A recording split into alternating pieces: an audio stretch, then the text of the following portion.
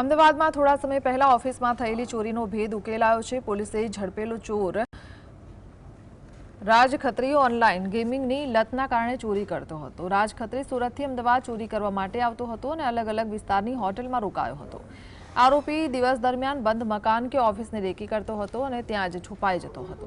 રાતના સમયે ચોરીને અંજામ આપી ફરાર થઈ ગયો હતો। તેની વિરુદ્ધ સુરતમાં 9 અને અમદાવાદમાં વસ્ત્રાપુર ગુજરાત યુનિવર્સિટી સહિતના પોલીસ સ્ટેશનમાં ચોરીની ફરિયાદ નોંધાઈ છે।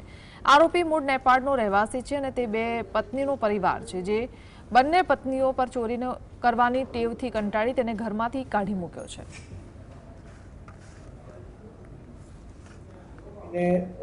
ગેમિંગનો શોખ હતો, જે અલગ અલગ લકી સ્ટાર ને એવિએટર નામની ગેમોમાં રમવાનો શોખીન હોવાથી જે પણ પૈસા ચોરીના એ કમાય એ એમાં નાખીને આ પ્રકારની પ્રવૃત્તિ કરતો હતો।